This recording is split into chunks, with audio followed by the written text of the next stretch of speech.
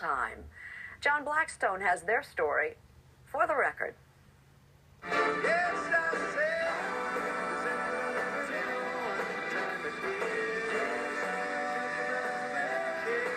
On a summer evening at the Hollywood Bowl,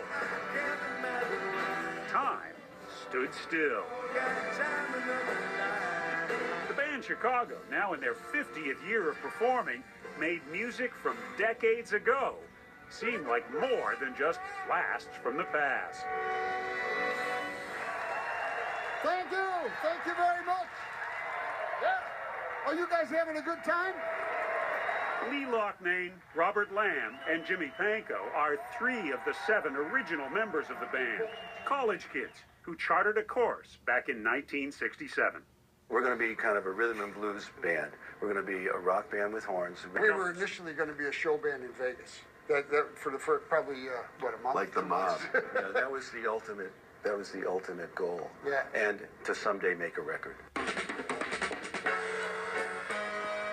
On their quest to make a record, they left Chicago for Los Angeles, where they got a regular booking at Whiskey A Go Go.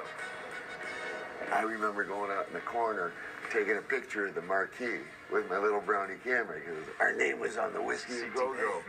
We were the house band on the off nights. They didn't have top billing, but they did get noticed, in large part because of the talent of lead guitar player Terry Kapp. We were coming out of the dressing room to go back on stage, and there's a guy standing in the doorway. It was Jimi Hendrix. And he looks at us, he goes, "You guys got a horn section that sound like one set of lungs and a guitar player that's better than me. You want to go on the road?"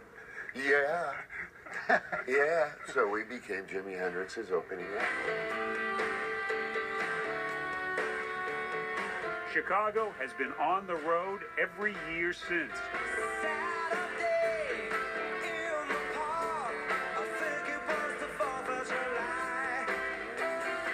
They've sold more than 100 million records, made 36 albums, and have more than 20 top 10 singles.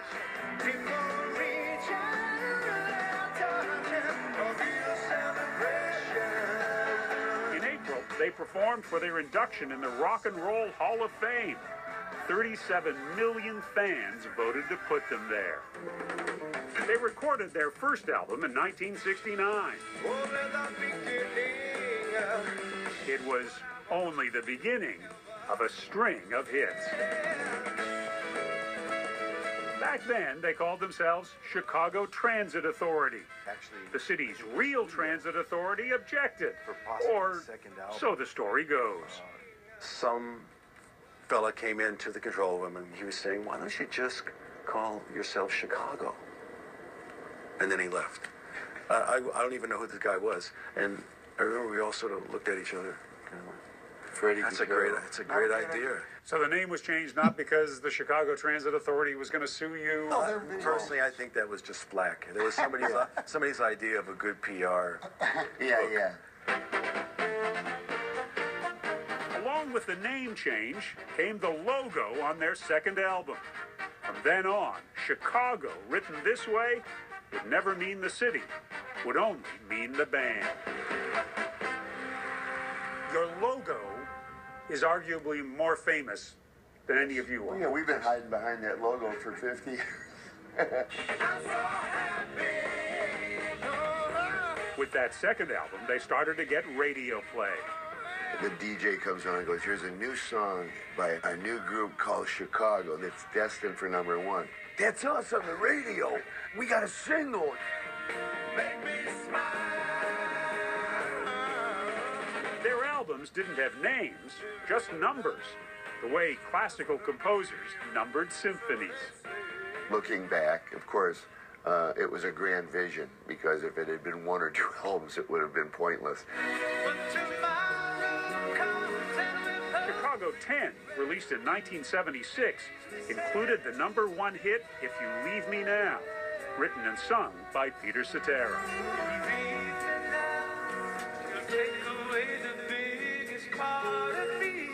You know, we had the Midas touch, and we could do no wrong. We got spoiled we got full of ourselves, like everybody does, you know, with stardom, quote unquote. Along with the fame came drugs, alcohol, and tragedy. In 1978, Harry Cath died after accidentally shooting himself. The hits stopped coming. But Chicago wasn't finished. Everybody needs a little time away. They got a new producer, David Foster. He wanted less brass and more ballads sung by Peter Cetera. It's hard for me to say I'm sorry. Peter Cetera was never crazy about horns from the get-go. And the result was considerably less horn involvement. And that was a bit difficult to swallow for the horn section. The album Chicago 16 put them back on the charts. And they were discovered by younger listeners who didn't know the old song.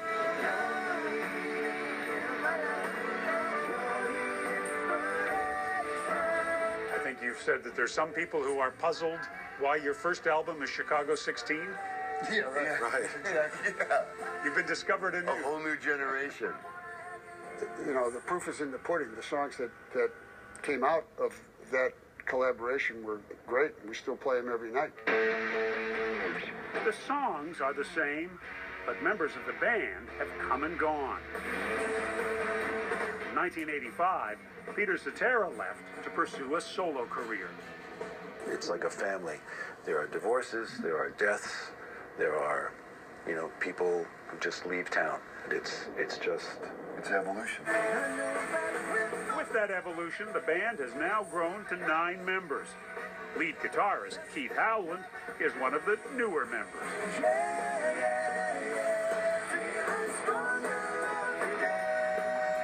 One of the new guys, yeah. Only been with the band 21 plus years, 22 in January. And I had no clue that this gig could go this long. Because, you know, I was 30, they were 50. I thought, you know, these guys are getting up there. And, of course, now I'm 51, going on 52, and no end in sight.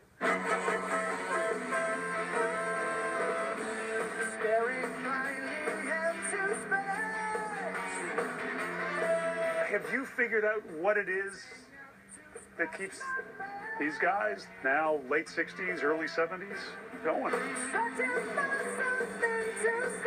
The same thing keeps every musician going. They love what they do. You know, we can't do this forever. So when we can't do it 1,000%, we'll probably decide to maybe we should walk away. But that's not anywhere in the near future.